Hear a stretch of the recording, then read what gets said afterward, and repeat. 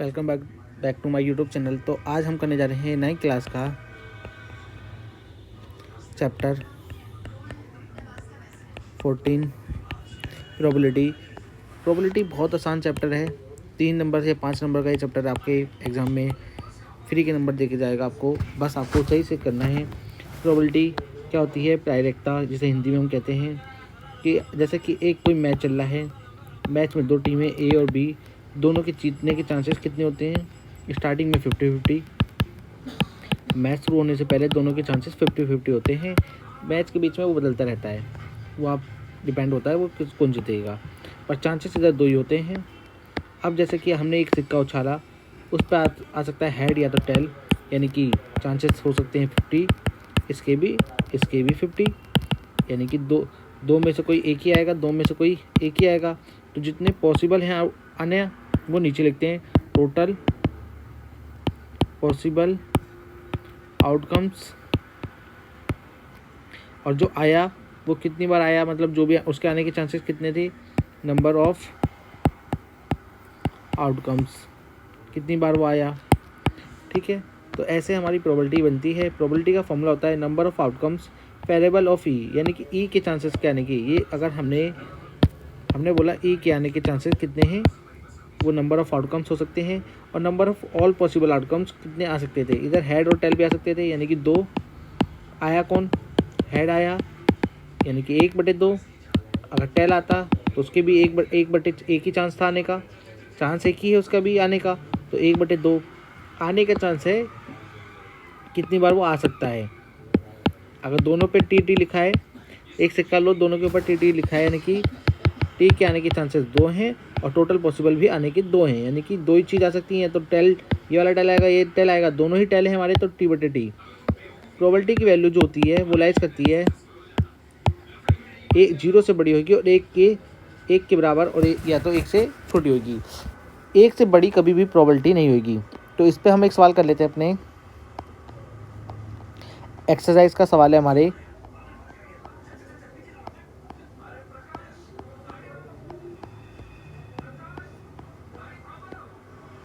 Which of the following can not be the probability of event, यानी कि कौन सी probability event कभी नहीं हो सकती। इसे डिवाइड करोगे 1 लेस देन आएगा और ग्रेटर देन 0 होगा, तो ये चांसेस है। -1.5 कभी पॉसिबल नहीं है कि माइनस में हो कोई वैल्यू प्रोबेबिलिटी। 15.1 15% है, वो परसेंट में है, यानी कि 1 से छोटा है। अगर आप सोल्व करोगे 1 से छोटा आएगा, 0.1 आएगा, तो ये भी चांसेस हो सकता है। 0.7 यानी कि 7/10, ये भी चांसेस है। तो ये 3 हमारे चांसेस बनते हैं। अब आ जाते हैं और आगे हम करते हैं एग्जाम्पल का एक सवाल उठाते हैं हम कोई सा भी।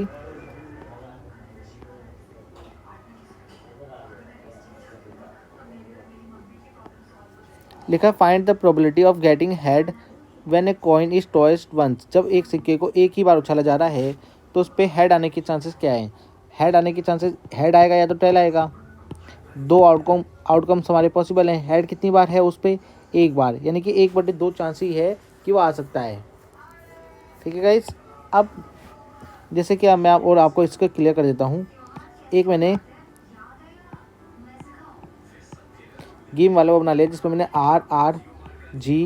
RG और B लिख दिया, यानी कि R इधर रिप्रेजेंट कर रहा है रेड कलर को, B रिप्रेजेंट कर रहा है ब्लू कलर को, और G कर रहा है ग्रीन कलर को। अब ग्रीन कलर आने की प्रोबेबिलिटी कितनी है हमारे पास? टोटल है हमारे पास 1 2 3 4 5 6 चीज़ आ सकती हैं। ग्रीन आने की प्रोबेबिलिटी हमारे पास 2/3। रेड आने की, रेड है हमारे पास 3 और टोटल है 6। ब्लू आने की 1/6। आप अगर सॉल्व भी करोगे, दोनों को सॉल्व करो, 2/3 3/6 और 1/6 को लोगे, एलसीएम 6 आएगा तो 6 हो जाएगा, और 1 हमारी प्रोबेबिलिटी, यानी कि पूरा आंसर हमारा 1 आएगा। प्रोबेबिलिटी हमेशा 1 से छोटी ही रहेगी, इसलिए क्लियर है गाइस। जी कितने पॉसिबल हैं जी के आने की चांसेस? 1 और 2 बार ही पॉसिबल है, या तो ये आएगा। A bag contain the red ball, blue ball, a yellow ball, all the balls being of the same size. Kritika takes out a ball from the bag without the looking it. बिना देखे एक ball निकालती है। What is the probability of she takes out the yellow ball? Yellow ball उधर bag में कितनी है, एक है। रेड बॉल एक है, ब्लू बॉल एक है। तो टोटल बॉल हमारे पास हो गई 3। येलो बॉल आने के चांसेस 1, तो 1/3। ब्लू बॉल रेड आने के चांसेस 1/3 और 1/3 इसके भी, ब्लू बॉल का भी। तो ये हमारा आंसर हो गया।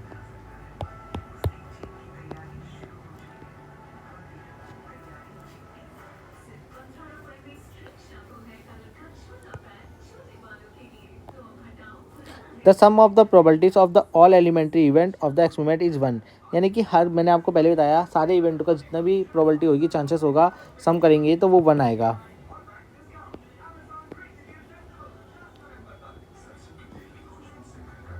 एक सवाल और कर लेते हैं।